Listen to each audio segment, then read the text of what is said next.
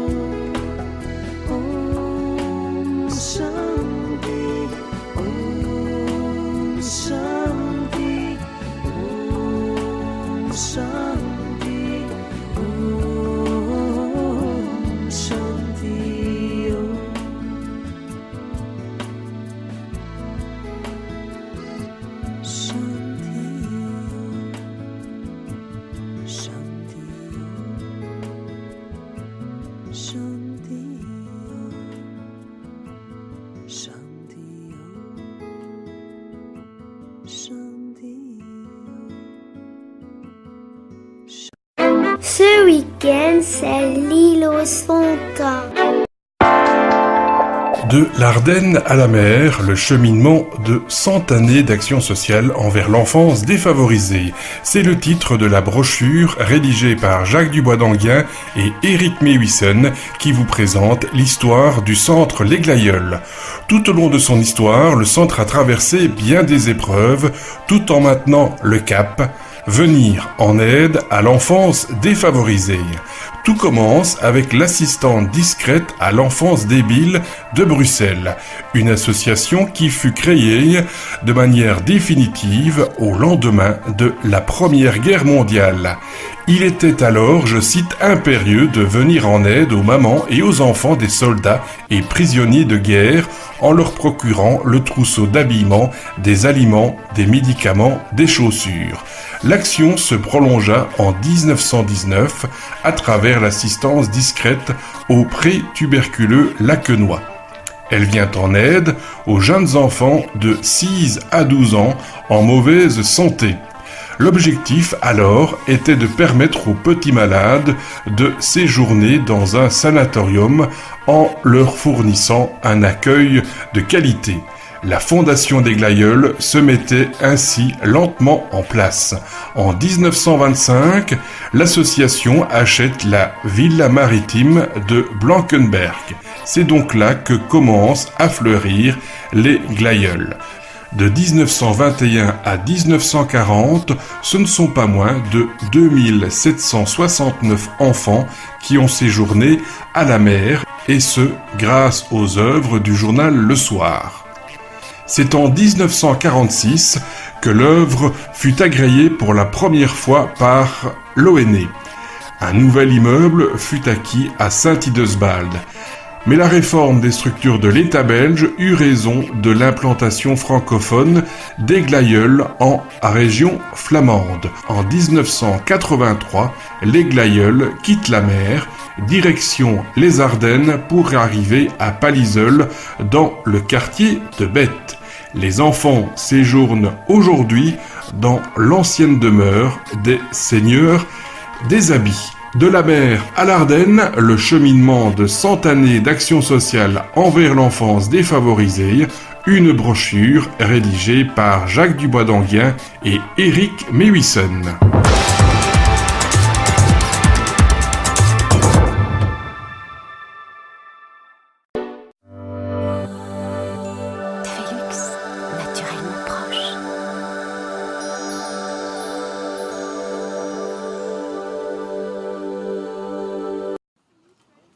Le home Les Glaïeuls entre Opon et Our a accueilli pendant 2 semaines les compagnons bâtisseurs. Ces 10 jeunes venus d'Espagne, de France, de Turquie et de Russie ont nettoyé et réparé une partie des 1500 mètres du mur d'enceinte de cette grande propriété.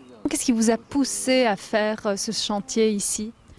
Parce que je voudrais découvrir la Belgique, voilà, et je voudrais parler français avec les gens ici. J'ai déjà été en France, voilà, la Belgique. C'est aussi quelque chose de nouveau pour moi. Et je voudrais découvrir la nature quand même parce que ce chantier est en pleine nature. Voilà. Et j'aime bien. Oui, ça vous plaît ? Oui, énormément. Je voulais travailler dans un chantier international pour voyager, connaître d'autres cultures, d'autres langues. J'ai choisi celui-ci parce que les dates me convenaient et puis le travail me paraissait intéressant. Réparer un mur, être parmi les enfants, ça me semblait intéressant et maintenant je peux vraiment dire que ça l'est. Accueillir ces jeunes volontaires étrangers est aussi une belle expérience pour les responsables du Home qui ont fait appel aux compagnons bâtisseurs de Marchand-Famenne. Ce coup de main est le bienvenu pour cette ASBL. L'assistance discrète à l'enfance défavorisée gère le Home agréé pour ses enfants. C'est d'abord un centre d'accueil pour enfants défavorisés et des enfants qui viennent de l'aide à la jeunesse. Des petits-enfants qui ont entre 2 ans et 8 ans, 10 ans grand maximum à l'heure actuelle. Ils restent longtemps ici ? Ils peuvent rester entre 15 jours et 2 ans en fonction des problèmes familiaux. La DED emploie 17 personnes. Pendant les vacances, le travail est plus important pour l'équipe. Certains retournent quand même, heureusement, en famille pour 8-10 jours, nous reviennent. Donc il y a peut-être d'autres problèmes qui se sont créés entre-temps. Et alors il faut s'en occuper toute la journée ici, parce que quand c'est la période scolaire, bon, nos éducateurs sont là, mais pour quand ils rentrent de l'école, tandis qu'ici, ils doivent prévoir des activités. C'est très difficile maintenant de prévoir des activités, parce que ces enfants sont très instables en quelque sorte. Dans cette belle propriété dont les tours remontent au XIIe siècle, les Glaïeuls pourraient accueillir plus d'enfants. La demande existe, mais l'association n'est pas financée pour. Si vous souhaitez les aider, vêtements et matériels sont les bienvenus. Et puis le 19 août prochain, les Amis de Bête organisent au départ du centre un rallye de voitures ancêtres au profit des Glaïeuls.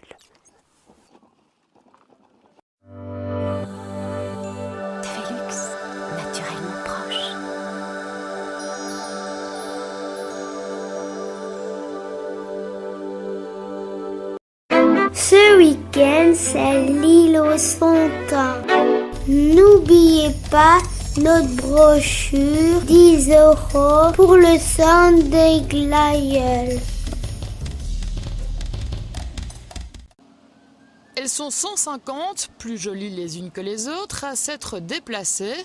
150 voitures qui ont très bien vieilli et qui font rêver aussi, comme cette Lagonda de 1928, sur laquelle le propriétaire a travaillé 3 ans afin qu'elle puisse de nouveau rouler.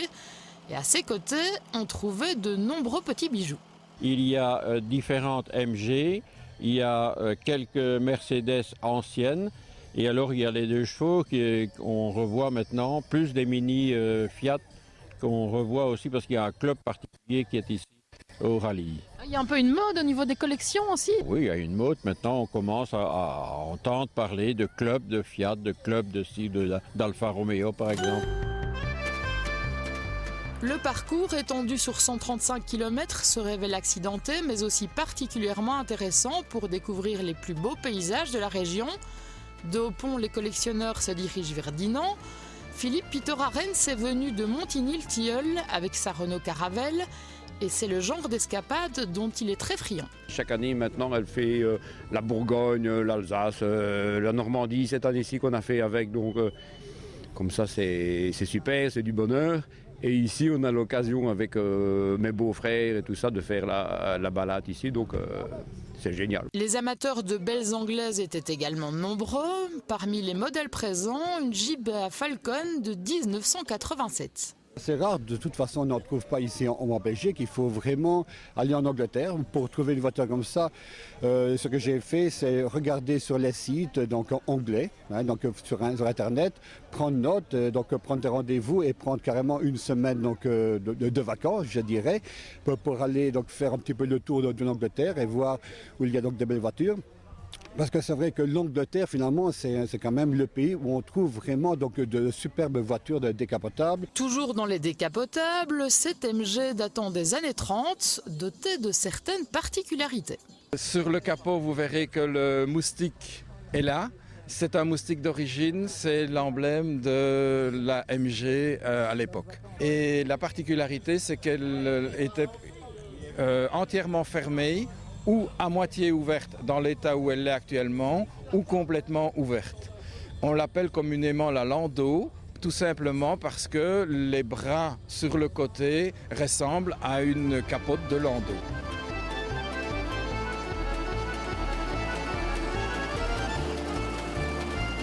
Après une promenade bucolique de quelques heures, pour couper et autres cabriolets de prestige, c'est retour au point de départ, avant d'être de nouveau bichonné pour une prochaine sortie.